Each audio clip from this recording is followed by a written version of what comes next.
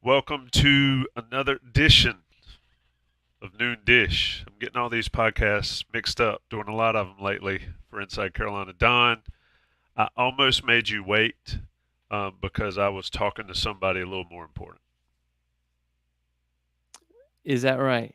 It's Greg Barnes. I'll just go ahead and tell you. You thought it was going to be our guest. For folks wondering who the guest was, we've got a cool podcast that'll drop in the morning.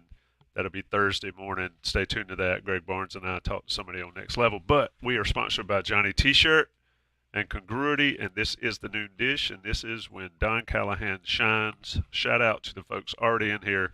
Shout out to Sean Crawley doing yeoman's Yeah, I work mean, in the chat. Sean, we have we hooked Sean up? I don't know. I got a hat. We can give him a hat or something. We gotta hook Sean up. I mean, he comes in here. I know he mentioned he missed the past couple of weeks, but he's in here doing our work way before we even get in here. You and I I were know. chatting, and I looked down, and it was 12:02, and I'm like, shit, we need to get on. I didn't even know. Like, I don't understand how you can chat before it's even live yet. But Sean's the master of that. Shout out Mark Kent. Those guys are always in here.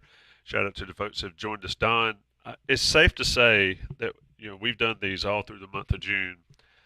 Uh, Recruiting in June is a little hectic, and Yeah. it's going to get more so if they have a signing, if they ever have a signing day in June. But just sort of describe your past week for folks, and then we'll get into the chat MVP and all that as folks filter in. Yeah. So let me just describe Sunday. Sunday, obviously, the weekend was official visitors, and so Sunday got up bright and early and immediately started kind of attacking, getting those official visitors, getting their takes on their official visit. North Carolina 3. We'll get into a little bit more later on in the podcast, but North Carolina had four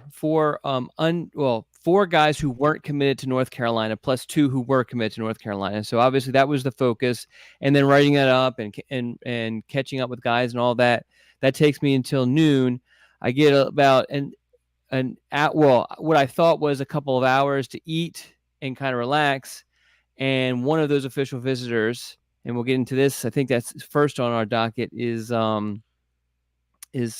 Charleston French, a running back, JUCO running back, commits to North Carolina, decides to do it at 3:00 when North Carolina has the Showtime Camp, which is almost exclusively underclassmen that hits the field around 5. So, and then we were just talking about this because Tommy left me high and dry and didn't come and hang out with me on Saturday night.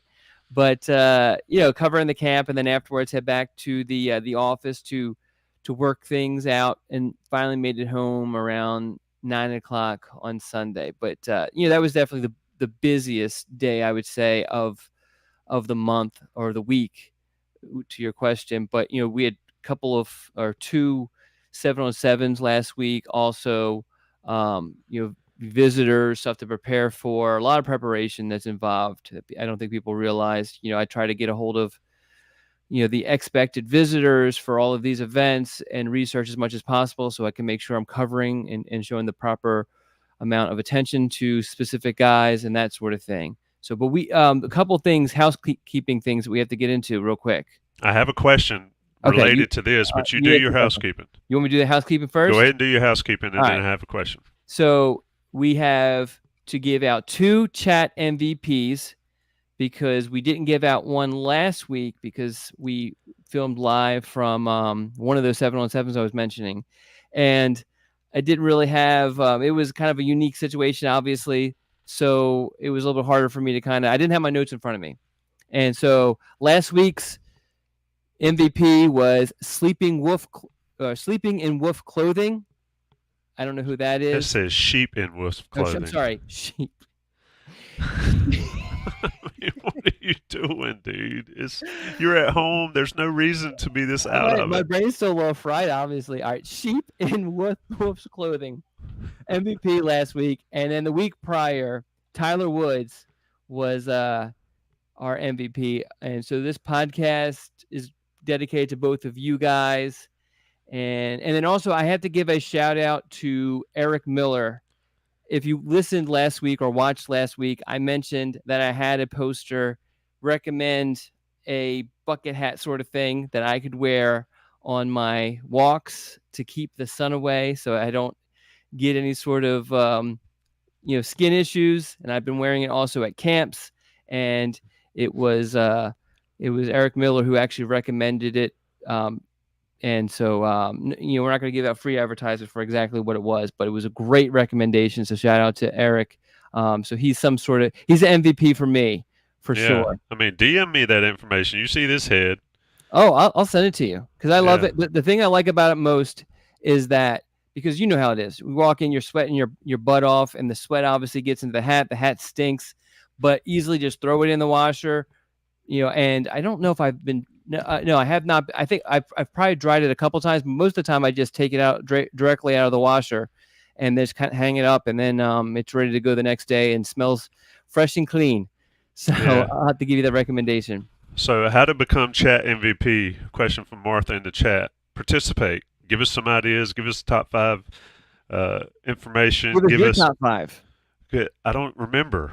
See, no. I'm saying they need to give us. If they give us, that's one of the things that we kind of look at is did they give us a top 5? Were they talking a lot in the chat and that sort of thing? And did they suggest a top 5 that we use? Just all sorts of things. There's many ways to participate. Many ways to get honored with Don's chat MVP. Don, let me go back to my question before I forget it, because I can certainly forget things. No way. So somebody on the message board was posting like a recruit's Twitter feed or whatever, X or whatever we're calling it. And you have, and a lot of these guys are putting their emails, their phone numbers or whatever. And I was like, I think it's more common than you think for recruits to have their quote unquote personal information on their Twitter feed, so coaches or whatever. What is the best way for college or for potential recruits or targets or whatever to sort of get their information out there so they can be contacted? Is that a safe way to do it? Putting it out on Twitter, or I assume they all have burner telephones. I would, but anyway, if you follow I don't know if I would recommend putting. You're talking about their cell phone numbers. Yeah. I don't know if I would recommend that. I think really, your best conduit is your high school coach, because they have all the contacts. The college coaches should be coming through your school, should be contacting them, should be sending questionnaires and that sort of thing. That's the best way. But I highly recommend. On your Twitter account, making sure that you have your name, not some goofy nickname, whatever, your name on your Twitter account. I'm not talking about the handle. That is what it is. I'm talking about the actual, I guess, title or whatever is actually your name.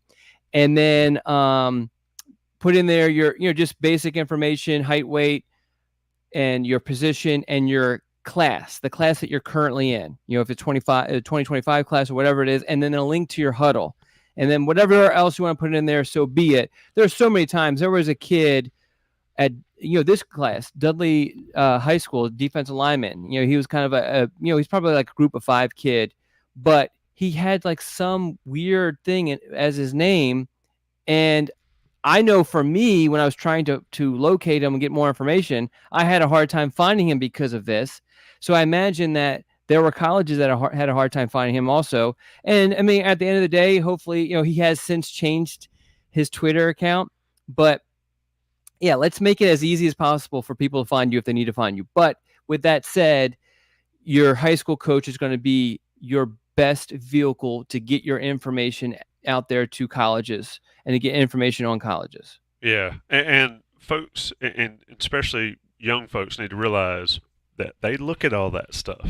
Social media and everything is gone through by college recruiters or somebody on the staff, because if you have some stank mess on your social media or some silly stuff, it will come back to haunt you. And it's permanent. It is. Even things like Snapchat do not disappear. You think they do? They do not. I was actually just reading before we hopped on, and this is a hockey player about to get drafted. He just snapped a photo of his friend with some not so great things in the background. Now he deleted it, but it was on Snapchat, but still, these hockey teams, and it's affecting his draft stock. Yeah, and it's the same way with college recruits. So like Don said, put your mess up there, put your name on there, you want to put your GPA, you want to do all that kind of stuff. probably not your cell phone number. But anyway, Don, clearly a ton going on. You mentioned Charleston French. What a name, too, by the way. Yeah. Commits a junior college running back. I guess he's got 3 years of eligibility. Did I read that correctly? Yes. Multiple. So he's not an immediate play guy. And obviously with Omarion Hampton and Darwin Barlow and Jason Staples and my podcast will drop Friday reviewing the running backs. But just sort of what does he bring and why was he a take, in your opinion, for North Carolina's staff here on a running back room that at the moment has some depth, but after this year will likely not. Yeah, so I think that it is to build up depth in that room, and it's to build up depth so that and Pat Suttis kind of went over this when we had him as a guest, is that the ideal situation is you kind of want to have a guy, depending on the position, but in general, you want a guy for each class. And I think, they didn't want to take, they're having a hard enough time trying to find a 2025 running back at the moment. We'll get into that later, but you do want to kind of spread it out within the classes because of, the transfer portal and all these other things. And so they wanted to kind of build some depth up. And I think they were looking in the portal a little bit early on for a running back, but they end up stumbling upon him, who has 3 years of eligibility. And so obviously he's a depth piece this season, but he is a guy who, North Carolina's going to lose at least 2 running backs, potentially 3, after this season. And we're talking about the what will likely be the 3 guys who the main contributors at the position after the season. So obviously the running back, getting a guy who, has some experience at the JUCO level, which is obviously a step above high school level, and he's a little bit more mature, is definitely beneficial for North Carolina. But just to kind of explain his situation, since he was a full qualifier out of high school, a full qualifier meaning he, passed all the clearinghouse stuff and all of that, he he only needed to be in JUCO. He didn't need to graduate from his JUCO college. And so he played his one season and then boom, was able to leave if he wanted to. He could have returned if he wanted to.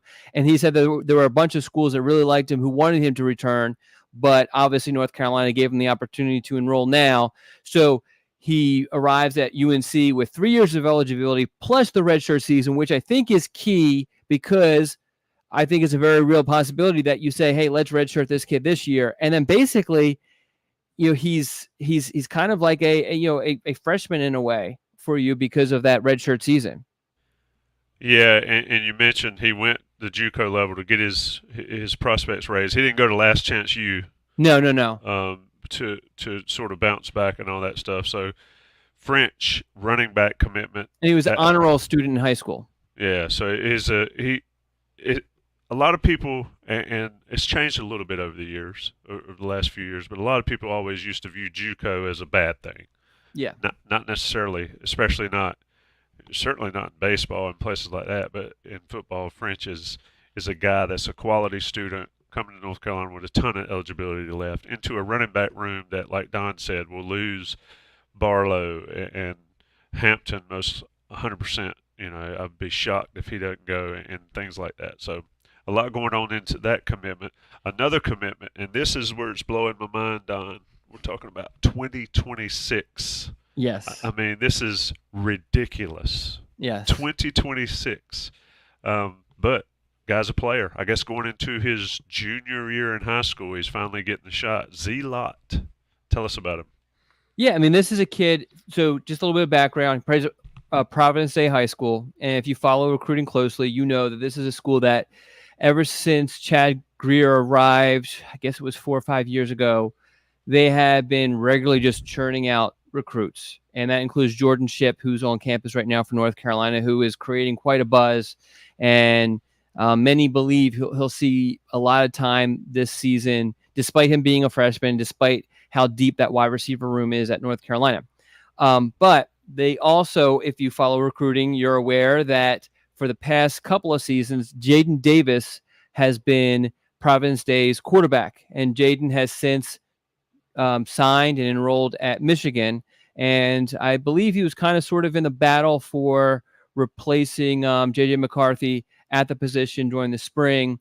But anyway, so Zaid Lott has been, his backup the past couple of seasons, and he did start one game, but besides that, it's been mostly mop-up duty. Where he's received a lot of work actually is on the 7-on-7 scene because Jaden had a lot of other obligations like the Elite 11 and some like All-Star 7-on-7 events the past couple of summers that left Providence Day without a quarterback for a couple of weeks in there. And Providence Day, one of the things that Coach Greer really kind of leans on when it comes to kind of developing his offenses and that sort of thing is participating in a lot of 7-on-7s. This year alone, South Carolina, NC State, Duke, the one at Charlotte, Carolina Panthers, and then North Carolina 7-on-7 this past Thursday were just, where the events that they have participated in and won most of them. It's just kind of part of his,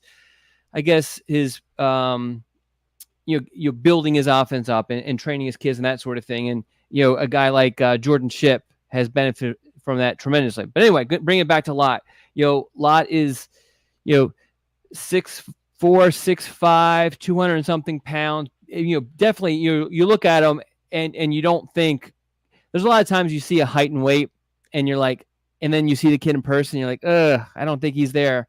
But this legit size, a legit arm talent. He's a little bit raw, can be a little bit inconsistent with his accuracy, but he'll throw some passes where you just shake your head like, oh my God, how did he? Where did that come from? I'm thinking about it. During the 7-on-7, where the running back's coming out on the wheel route and just seemed double covered, but he was able to somehow just drop it absolutely in the bucket for the running back to not only catch the ball, like really he was kind of like cornered by two defenders and the sideline. He put it perfectly in the running back's hands, and the running back and led the running back still down the field to where the running back scored, on like a 30-yard run sort of thing in 7-on-7, which is obviously two-hand touch. So the arm talent's certainly there. He's you can't obviously see this in 7-on-7, but he's a very athletic, mobile kid. And I think for North Carolina, if everything kind of plays out the way that I'm sure UNC is hoping with the quarterback situation, meaning that Bryce Baker comes in and pretty quickly secures the starting role, which, I mean, obviously, who knows? That's still a long ways away. But taking a kid who's a little bit on the developmental sort of category is a great idea. And a kid who, didn't seem like he really cared too much for the recruiting process, said he wanted to stay in state, was pretty no nonsense about it. You don't have to worry about him getting kind of antsy about, playing time, because obviously he could have gone to another high school, these past couple of seasons and easily played somewhere else instead of sitting behind Jaden Davis. So it's a perfect marriage really for North Carolina for this class. And then you're, again, for the second straight class, you're getting your quarterback, you're getting the face of your recruiting class committed, over a year ahead of time, so that player can help you recruit. He's not as outgoing as Bryce Baker is, but he's at Providence Day, where they have a 4-star receiver that North Carolina is heavily recruiting. They have a 4-star offensive lineman that North Carolina is heavily recruiting. They have a 2027 defensive lineman that is obviously related to Lonnie Galloway. So UNC already has an in there, but that's just that's going to help. Having his quarterback certainly going to help North Carolina recruit him. He's also close with the Weddington kids. So he's in that Charlotte area. And so it will definitely help with North Carolina recruit that 2026 class. Yeah, and to your point, legit size and going into his junior year in high school. So there's a lot of, if you think of guys and prospects as a ball of clay, there's a lot of clay in that when he's already that size and built like that already. Zaid Lott commits to North Carolina to start off the 2026 recruiting class. Something you mentioned there, and I want to sort of expound on it a little bit more. is guys looking for immediate playing time.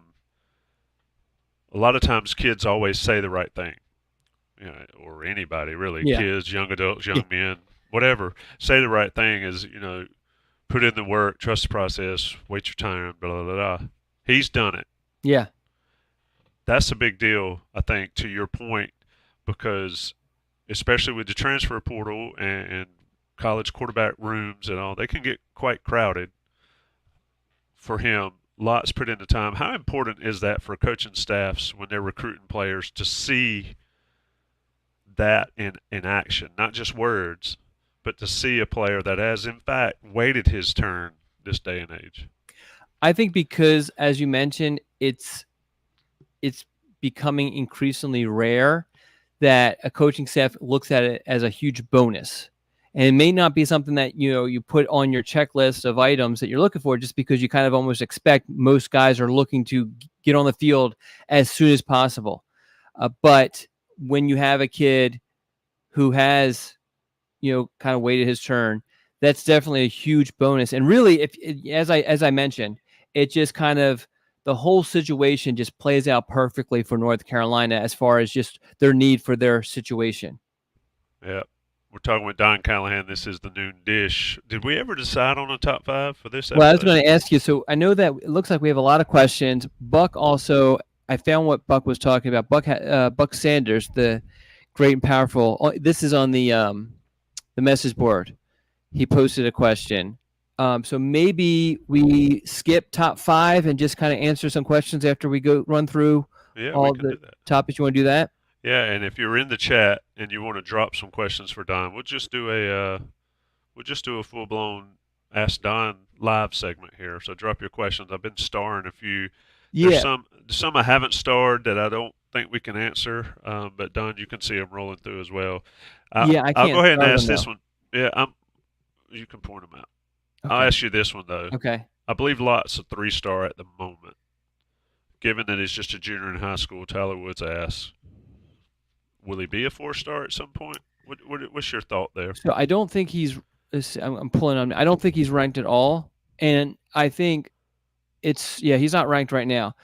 It is so difficult to say because you just don't know. I mean, he's definitely going to have the opportunity to do so. He's going to play in an offense that will allow him to put up a lot of points. Even though Providence Day lost 2 Power 5 receivers and then also a defensive back who played a lot of receiver also to a Power 5 school. They have 2 guys that Coach Chad Greer is super high on, including one who's a 4-star. So, and then regardless of that, wherever Chad Greer has gone, his quarterbacks have put up massive numbers. And it hasn't been kind of, that system sort of thing, because a lot of these guys, they put up big numbers and then they go to college and they continue to put up big numbers. You talk about his son, Will Greer, broke tons of records at Davidson Day High School. And then you have Sam, played Notre Dame and Wake Forest. Hartman. That's a Chad Greer protege sort of guy. Yet we talked about Jaden Davis and what now he's competing for the job at Michigan. So, so Lott's going to have an opportunity to really kind of bolster his stock, and we'll just see how it goes. It's just so hard to say right now because the potential is definitely there. The talent is definitely there. It's just a matter of him kind of putting it on the football field. Yeah, and ultimately, does it matter? The ranking? No. I was talking to who was it? I had this conversation multiple times the last couple of weeks, but I mentioned there was a UNC recruit, and I don't want to bring up his name because I was talking to his dad about what he could do to kind of raise the rankings, and I don't want to bring up his name just because I don't know if this conversation between him and I if he would want it out there. But anyway, and I said, well, does he do track and field? This was a skill player guy, we'll say. And he said he used to, but the past couple of years have been spending time just kind of training. We have this trainer set up and this trainer set up and so on and so forth. And I was like, look, you guys have got to spend your extra time on whatever you feel like is going to help him in his college career. The rankings are not going to help his college career. And if you don't feel like doing track and field will help his college career, then don't do it. Just stick to what we're doing. So yeah, I mean, ultimately, whatever his ranking is, it's not going to matter. And as we've talked about multiple times, I mean, yes, you would much rather have a 4-star guy than a 3-star guy, but there are plenty of situations where the 3-star guy ends up being plenty of what you need for your program. Indeed, North Carolina secures a commitment from a running back, a junior college running back, Charleston French, a 2026 quarterback, Zaid Lott, in-state. I want to ask you this question. I saw it's a new name we've seen. Why are so many highly rated guys in North Carolina not going? I can't read today. Why are there so many highly rated guys that North Carolina's not going after coming out of North Carolina? The players coming out of North Carolina. Does that make sense to you? Is that a question you can answer? Yeah, it's not like sleeping with wolves and sheeps or whatever it was. wrong podcast about 30. Never mind. Yeah. Let me I'm trying to, I was kind of stalling there on purpose so I can look at the rankings to see. I mean, who specifically has North Carolina not gone on after? I mean, if I'm looking at the top 10 in state, we got David Sanders, Isaiah Campbell, Bryce Davis, Jordan Young, Jaden Blair, Snook Peterkin, Brian Rowe, Trajan Odom, Jarrell Bolden, and Tayshawn Austin. So of those, North Carolina offered all of them except for Jaden Blair and Brian Rowe. Now, they did kind of pull back on Jordan Young to a degree, and Border, and also Austin, and those were just kind of fits sort of situation. I mean, obviously, it looks really good for North Carolina to do really well in state in the top 10, but you can't just take like just what we were just talking about. You can't just take guys just because of the ranking. You gotta fit. These rankings aren't considering North Carolina's fit for North Carolina, the program. They're considering the recruits and their long-term prospects and that sort of thing, ignoring any sort of fit. And in some of these situations, they just don't fit. Now, North Carolina definitely recruited David Sanders heavily, but that was an NIL situation that was never going to come to fruition. Isaiah Campbell, that was a situation North Carolina recruited heavily and probably finished second place. And there might be some stuff, stuff brewing in the background a little bit. Don't get your hopes up, but Bryce Davis, North Carolina made a very strong charge at, but he was another guy who really was looking for a national powerhouse to go to. So that makes it tough. So yeah, I mean, it's, you can go case by case with a lot of these situations. And this just happened to be a class where there wasn't a whole lot of fits within that top 10 for North Carolina. Interesting take there, Don, with the sprinkles out there. If you hope, yep, somebody heard it. Let's talk about, can I do my ad read now? I'm looking at the outline. I'm looking at the time. I think it's a perfect time.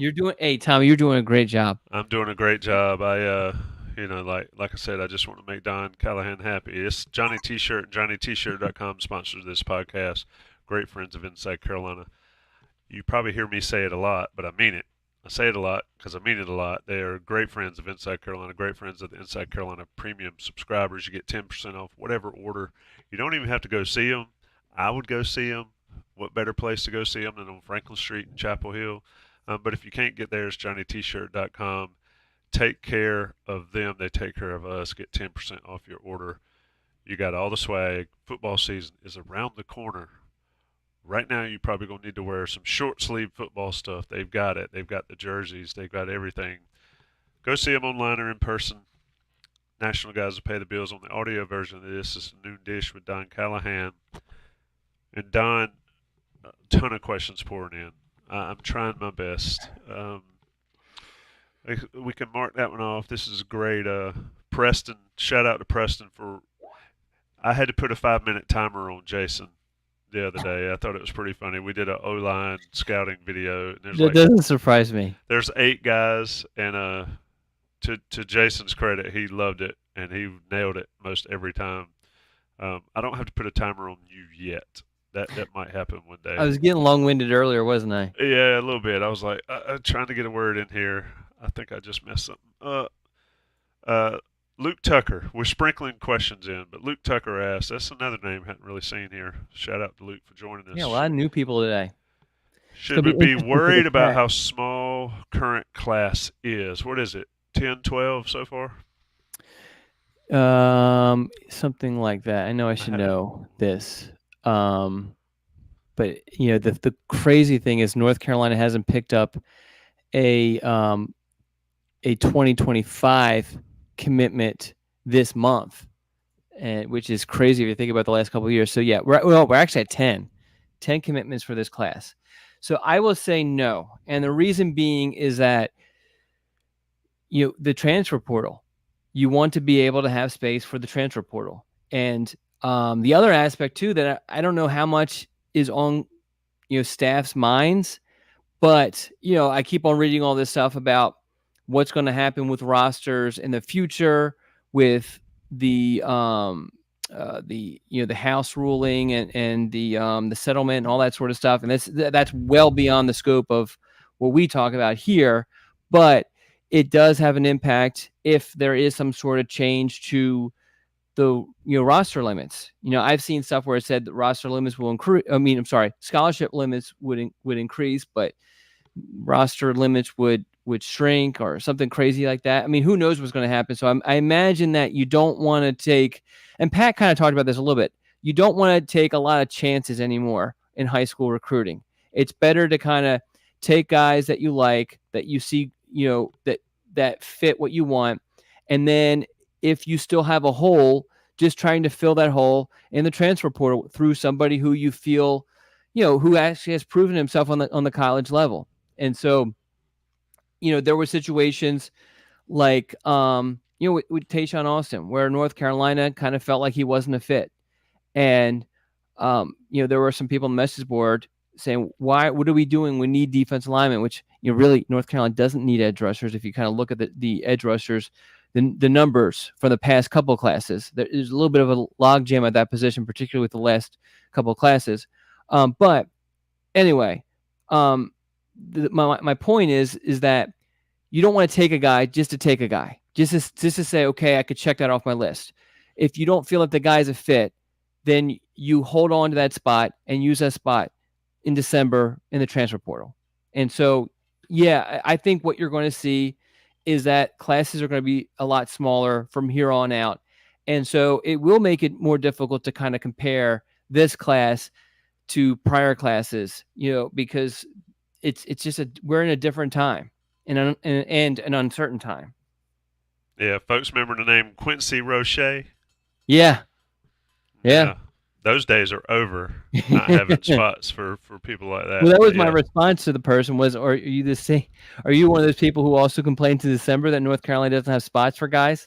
Yeah. I mean, it's just, it's roster management is just ridiculous. I think most posters just want UNC to take everybody. Yeah. And it's just not possible. Well, part of the reason is you want Carolina to take everybody that they could possibly take to keep them away from others too. But yeah. Then you run into a situation where, and this is not Carolina specific, but you're taking guys, you're developing them for them to go play somebody else with the way the portal works. Folks in the chat, I see Gary Lewis has joined us from Winston-Salem. Luke Tucker working on a chat MVP selection from Cambridge, UK. Wow. And that is not University of Kentucky. If it was, he would get bumped from the chat because we don't do Kentucky. No, shout out to Luke joining us that far away. Drop where you're from in the chat. We'll recognize it. Furthest person away gets a Don Callahan shout out. Showtime Camp, Don. Okay. So last week we did live from a 7-on-7. Uh-huh. And you covered those, but Sunday was North Carolina Showtime Camp. And I covered that with you last year. I freely admit I did not go this year. I had stuff to do. You You were and I missed. apologize. I kind of missed it a little bit because I tell you what, last year to see, and he's not going to Carolina, but to see something that was like Emery Watson, is that his name? The Yeah, tight end that was a Winston, Emery Winston. Winston. That's it. The Yes, dude is yes, just a beast. See that dude up yeah. close, and a bunch of other and Carolina guys as well. But sort of give us a review about what you saw this weekend in Showtime Camp. Yeah, It's the thing in Carolina. yeah, so it very similar to past couple of years to where it's just underclassmen dominant, and not only that, but there were a lot of guys who walked into that camp very, very high on North Carolina's radar, and but weren't offered yet, and left with offers. And I think a lot of posters, there were some comments that the camp list wasn't impressive, but I think when we look back on this list in December, we're going to see a lot of guys with UNC offers, a lot of guys with offers from around the country. I mean, really, a lot of guys came into this. I didn't do a good enough job, really, to be honest with you, with my preview. The problem is there's just so much going on that I wasn't able to dedicate as much time as I probably should have. But just kind of laying out rankings and what offers these kids kind of walked into with, I think people would have been a little bit more impressed with the list because it was a very impressive list. And as I said, a lot of guys walked away with scholarship offers. Zaid Lott was there. Bryce Baker, who I know is not an underclassman, he was there. So that was obviously the highlight there, just watching those guys kind of throw the ball. But a lot of really good players that we're going to be talking about the next year, really, were in Chapel Hill on Sunday night. Who's the best player you saw that maybe you didn't know, or maybe hadn't? You know them all, but maybe hadn't really paid attention a lot. Who stood out? I put you Oh on the spot. man, yeah, really put me on the spot. I'm trying to think now. And just so folks understand what this camp is and what it does, just sort of outline the outline of the camp. What do they do? They don't just show up and start having free play out there. It's not open gym. No. Just sort of explain that. Yeah, so it starts out really with this. It's very similar to a one-day camp. The only difference is they didn't do a 40-yard dash or the broad jump, or they didn't even do the agility stations that they typically do. They go immediately into position drills, which they break the group into positions, and they're doing position-specific drills that are coached by UNC's position coach at that position, obviously. And then eventually the camp moves to one-on-ones. And so you have the linemen going up against each other in one-on-ones, and then you have two sets of one-on-ones for the quarterbacks. You have quarterbacks, receivers, and DBs, and you have quarterbacks, linebackers, and running backs. And they also, although I missed it, they did do some unique stuff with running backs and linebackers, kind of cat and mouse sort of stuff. All of it is like just touch. It's obviously no hitting or tackling, and they discourage it strongly about people laying on the floor or whatever. But yeah, so it's very similar to a one-day camp if anyone's been to one of those. But yeah, I'm looking at the list, and there were a lot of guys who really kind of, Elijah Littlejohn I thought looked really good. Jair Richburg, receiver from Kernersville, East Forsyth High School. He looked good, but I think he might have had a little bit of advantage that his quarterback, Bryce Baker, was one of the camp arms. JB Shabazz, big offensive lineman who's slowly kind of coming into his own. Was a mostly a basketball player until he arrived at high school. So but a massive kid. I think 6'7" and over 300 pounds, really kind of coming into his own as far as like understanding technique and that sort of thing. I liked JJ Sparks, offensive lineman from Jacksonville, who was offered earlier this month. So he came in with an offer, but wanted to still work out. But, definitely a guard kid, but very strong, good base. Quentin Cipher, linebacker. This is a 2027 kid from Millbrook High School. Good-looking kid, high energy, good size for a 2027. But yeah, I can go on and on and on. I mean, there was a bunch of players that I really liked at the camp. I'm gonna jump a little bit. A guy that wasn't there at the Showtime was there at the 7-on-7s. Mr. Harrison, Kendre Harrison. You wrote a story about him Monday. We'd be remiss if we didn't talk about him today. Yes. So let me ask you: did you get a chance to watch the video from the I, 7-on-7? I have not, but Okay. it's If you it's just on my screen right now, and I can't watch that and hear you yeah, at the same yeah. time. Well, it's one of those things where even if you're not trying to learn about Kendre or evaluate him or whatever, just putting it on, it's a fun watch because it literally looks like a dad playing football with elementary school kids because he is so much bigger than everybody else. That's kind of like Winston was last year, I guess, Well, from he's my perspective. I mean, Winston is actually undersized for tight end, whereas Kendre is a legit 6'7", and definitely watch that video if you haven't already, where he's literally just making one-handed grabs with ease because his hands are so massive, or he has like 2-3 defenders dangling on him, and the quarterback just throws it over their heads and right into his hands. He's just so massive, and the jump ball situation was just utterly unfair with him, but he's fun to watch. What's great also, and this obviously is not really on the video, but just listening to the sidelines, the opponent's sidelines. And the one coach was saying, I don't know what's wrong with you guys. He's the same age as you. And I'm thinking, but he's double their size, Yeah. and, telling them play through the pass and all this other stuff. And I'm like, that stuff just doesn't work with this guy because he's so massive. And then the other aspect of it is that his personality is great, very playful, fun-loving. He gets up, helps the defender up, pats him on the butt sort of thing. He's not an angry kid. It's very effortless for him because it comes very easy for him, and he just is out there having fun. He's not super competitive, but he doesn't need to be because it's so easy for him. Yeah, Don has a story up that was out on Monday on Inside Carolina. If you're not a premium subscriber, and I see some new people in this chat, and shout out to a Hurricane fan, and that's Miami Hurricane person. Shout out to them for joining us today. Check out the premium article that Don has about Kendre Harrison. A man-child. I mean, a 2026 going into your junior year in high school, and you're 6'7", 245 pounds. I just, it's not something I can comprehend. And like Tucker says in the chat, the hands are ridiculous for a guy that size. And he's also a high-level basketball player now with a Carolina basketball offer as well.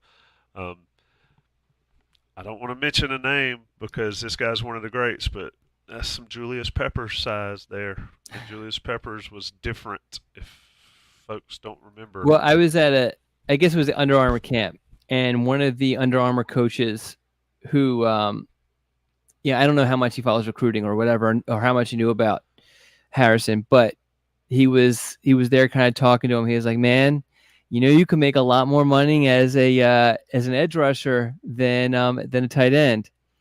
So, but I kind of like the fact that we have a Hurricanes fan in here. Yeah, Miami Hurricanes. Cool. And I wouldn't mind having, some additional rival fans in here. I think there are a lot of people that watch this that we quote unquote don't know who they are, but we kind of know who they are. But yeah, there's a lot of NC State fans that are watching this. But shout out to the cordial opponents fans, and shout out to folks all over the world really that watch this podcast live on a Wednesday at noon. Anything left from the Showtime camp that sticks out? I want to ask you about the official visit weekend we just had in Chapel Hill, and I guess technically that's the last one in June. No, there's another. I guess this weekend would still count as a June week, but just sort of detail. Yeah, well, we're in the dead. We're in the dead period. That's right. So there's nothing this weekend or nothing starting Monday. But just to kind of, I guess, tie a bow around it. It was. I urge people to read the report because there was a lot of really positive things for the 2026 class as far as where North Carolina sits with those recruits. So I talked to, I think, everybody who walked in with the UNC scholarship offer. I talked to them, got updates on where they're at with things. In the coming weeks, I'll longer updates with a lot of those guys, and then also have updates with some of the guys who left with scholarship offers who didn't have them when they entered. But I think it was a really good weekend, and I think if you read that, a lot of positivity for the 2026 class. Yeah, a lot of information from Don there on the official visit weekend, the Showtime Camp, just a ton of information. Don Callahan dominating the Tar Pit message boards and the Inside Carolina site with all his recruiting information. I don't guess we'll do a top 5, but I kind of like a couple of these suggestions. Sean Crawley. We could always save them. Summer movie blockbusters. Maybe we'll look back to that. I mean, I saw Jaws when it came out in the movie theater. I'm dating myself just a little bit. I think Jaws came out in 2025, 2022 or so. But we can talk about that one maybe later. This is a good question from Luke Tucker. Of course, he's overseas. Top 5 countries you'd want to visit. I'll tell you what I want to do. I want to go to Normandy. Used to want to go see the pyramids in Egypt and all. I don't know if that's possible in this climate these days, but I definitely want to go to Normandy. And then somewhere. Well, you know about my fear, right? I've talked about it, right? What's your fear? So I've never left the country because I'm afraid that as soon as I get off the plane, I will be kidnapped and sold on the sex slave trade market. It's not that kind of show we've got going on here. Martha asked, Don, where'd you grow up? It's relevant. Philadelphia. Jeez. Frankfurt neighborhood in Northeast Philadelphia. Explains a lot. FKD. Explains that. Are you sure those are the initials? Explains that ugly thing you got on your wall behind you. I'm not talking about the Carolina helmet. Let's see what other questions is. Luke, I think he's going to be Chat MVP. I don't know. Don, what underrated recruit the last few years did you know was going to be an NFL player? What's one guy that nobody paid attention to that you said, that guy's a stud, he's going to be good one day? We can do vice versa too, but you don't. Yeah, I think, the guy that. So I mean, at some point, people kind of caught on, but Todd Gurley was a guy, and the reason why I bring that up is because his class, he was in the same class as Keith Marshall. I don't know if you remember back this far. Yeah, they both went to Georgia. Both went to Georgia. Keith Marshall got all the buzz for most of the cycle, and mostly because of his speed, and I think some of it was because of the fact that he was leaning towards Georgia for most of it. And then also we had known about Keith Marshall since I think his sophomore season, whereas Todd Gurley started to get some buzz, I guess, his junior year, because he played, Tarboro High School, small town, even though they're like a football powerhouse and win a bunch of state championships and that sort of thing. But I can remember, I don't know if I want to call anybody out, but I no longer work with them. I still have a very good relationship with them, but they were in charge of the rankings. And I kept on, and this person has a little bit of I feel like this person has a little bit of a bias towards Georgia.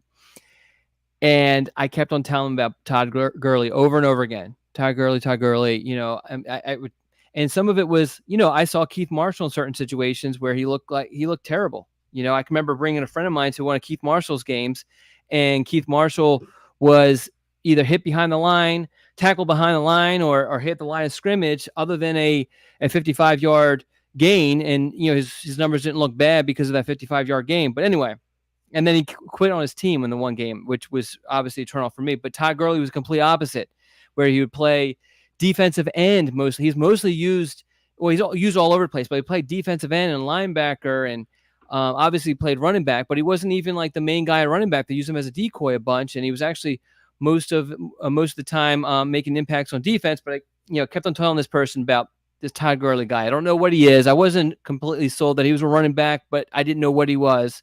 But he was a player, big kid, moved real well, did a bunch of things, selfless, that sort of thing. And kept on telling him. And then I get a text from this person. They say, "Hey, what can you tell me about this Todd Gurley guy?" And I'm like, "I've been telling you about him for months and months and months and months and months." Well, a couple days later, Georgia offered. So, Todd Gurley signed, sealed, and delivered to North Carolina until he wasn't. Yes. Folks. Yeah, that's right. That's right, because that was right during the I had a very good relationship with Todd, and he had a very strong relationship with Kenny Browning, who wasn't going to be retained, which was basically kind of shut the door in North Carolina. Even though Kenny Browning did kind of jump back in and try to convince him, hey, give North Carolina a shot, and that never ended up. I think he might have visited or whatever, but by that point he had already established a strong relationship with Keith Marshall, and obviously was kind of sold on Georgia. But yeah, I mean, he his was career definitely turned out pretty good. He yeah. Gurley Tarboro man. He was gonna be the next Kelvin Bryant, and yeah. So anyway, that was a sore subject still, Don. It's been a long time, and it's still a sore subject. Luke Tucker, if you were in town for the UNC Charlotte game, come to the Bowles lot, hang out. You have a personal invitation to hang out in the Bowles lot at the Inside Carolina tent or at our tailgate or whatever. We'll be down there. Hit me up. We'll make that happen. Anything left, Don? Any more questions? I don't see a ton left.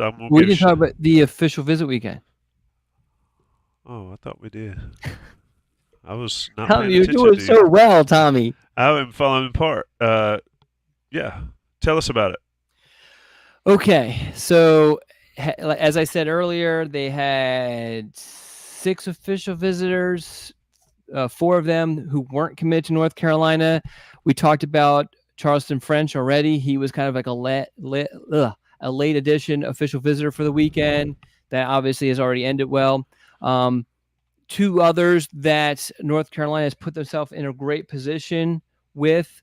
One is Julian Horton, who headed into the weekend committed to Maryland, and then after returning home after the official visit has decommitted and has kind of left his recruitment up in the air, although he says he's still kind of focusing in on Maryland and UNC. Michigan's still in there also. We ran a story on him the other day. You should check that out.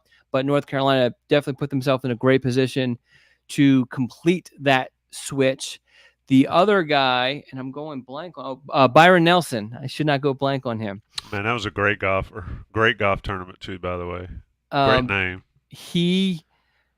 The North Carolina official visit was his last of 3 official visits. He also took trips to Vanderbilt and Pitt, and now he's set to announce his college decision on Friday. We had a report on him on Monday. Check that out. I think North Carolina's in a great spot. The last guy who we didn't talk about, who we ran a story on today, Bo Walker, has been committed to Georgia since October.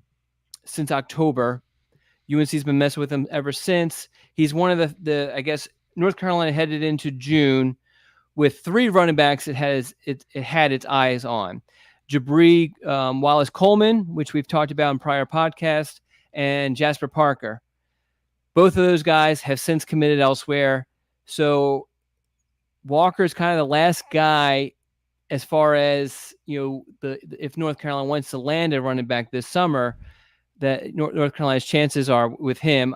He is a little bit uncommittal on what he wants to do. Says he wants to wait until signing day. I don't think North Carolina will wait. I think, if anything, North Carolina will probably expand the board. We'll have to wait and see what kind of happens with that. But, Larry Porter has proven, since, as North Carolina assistant coach, that he's willing to kind of take his time in recruiting the running back position. And that's what he's going to have to do here, because it seems more than likely, if he wants to sign one in this class, it's probably going to be somebody who hasn't been offered. And you mentioned, we've talked about this, the importance of having commits along with uncommitted guys on official visits. You've got some good stuff from Javion Butts talking about other guys and all. Let me ask you a question. If you have a good relationship with a recruit or a recruit's parent, and they always talk to you and always reach back out to you, and then they go dark, That's not a good time. What does that tell you? So I have a lot of things that I kind of lean on to kind of, when I'm doing like stuff like the mock class sort of thing. And if a kid's always talking to me, kids aren't stupid, even though, I introduce myself as writer for 24/7 Sports. They can look at my Twitter account. They can see where most of my stories are at, and they know I work for UNC. And For Inside Carolina, sir. that's right, for Inside You do Carolina. not work for I UNC. cover UNC. There you go. And yeah, and so yeah, if they go completely dark on me all of a sudden, then that's not a really good sign. They're usually, I mean, if they're going dark on everybody, that's one thing. But if I know they're talking to other reporters but not me, then that they probably don't want to tell me something that they think I don't want to hear. Where either way, to me, I don't care where these kids go. You know, I'm not rooting for them to sign with North Carolina. I'm just trying to do my job, and I would rather them. And I've had this happen. I've had kids tell me, "Hey, I'm not going to pick North Carolina, or North Carolina is not one of my top schools," and I respect them for that, and we kind of move on and that sort of thing. Before we close out, and if you have another question, I have a follow on this. Okay, go ahead. Is it harder for a player, a recruit, to pick a school or to tell the other schools no? That is a really good question that I would love actually to hear some recruits answer that. That sounds like an anonymous recruit story there. I would assume it's probably harder to tell the coach, the schools you're not picking no. That's what I would think. Because now, and I'm sure that there are situations where a recruit is really torn on maybe two schools, but I think, you know, most kids, it kind of just naturally kind of happens to where there is that one school and makes it easier. But then you have these relationships, and some of these relationships are you're talking to this guy almost every single day. I'm talking about the recruiter at the school for a year plus, and now you got to say, you're basically ending a relationship, and I imagine that is probably not very easy. Yeah, I mean, but mad respect for kids or young men that do it, that nut up and do it. Look, Don, I just want to say I appreciate everything you've done. I'm gonna go in a different direction. You know, I think that is more helpful to schools and coaches and people that cover it than anything, because it's not personal. And we've talked about keeping the relationships or the bridges unburnt in this day and age with the transfer portal and all that stuff from a school standpoint. But anyway, you got one more thing before we get out of here. We got to answer Buck's question. I'll let you handle it because that is out of my purview. All right. So, and really, I don't know if this is really a recruiting question, to be honest. Sorry, Buck. But he says, love to hear Don's take on new coaching staff rules. Now, I think what he's referring to, because this just dropped, and so Buck can correct me if I'm wrong, this dropped last night, where the rule is the committee to permit any staff member to provide technical and tactical instruction to student athletes. That's coaching, on-field coaching. Yeah, which is what Mac has been asking for a while with the what do you call them, the offensive and defensive analysts. You're different analysts. Yeah. Yep. I'm interested in your take, because my thing is this, like, I don't care. I don't think it provides any sort of recruiting benefit whatsoever. I don't see it, other than the fact, if you want to lay out the fact that certain schools are going to have those extra coaches and certain schools aren't. But I feel like the schools that North Carolina recruits against all are able to hire analysts, and the schools that aren't are like group of 5 schools that North Carolina's not competing against for recruits. So it's not a factor. My question is like, how much is enough? You know what I mean? Like, I don't care how big the staffs are, but it's one of those things where it seems like every few years the coaches are asking for more. I mean, when I originally started, it was like you had a head coach and 9 assistants. They expanded that to 10 assistants. Now they want these analysts. Now it's unlimited who can coach. And I mean, whatever, that's fine. I mean, but it's just like, how many is too much? Yeah, I mean, let's be realistic. Everybody's doing it, right? Yeah. As far as the coaching aspect of it, I think the more people you can have involved in coaching young people is a good thing. I think that is a positive thing for them. And Carolina's got some big name analysts that work on their staff. But from a general standpoint, my thought is it's not going to level the playing field because you still don't have as much money. Like, you know, whatever school, we'll say we'll pick Wake Forest. I mean, we could pick Carolina, anybody.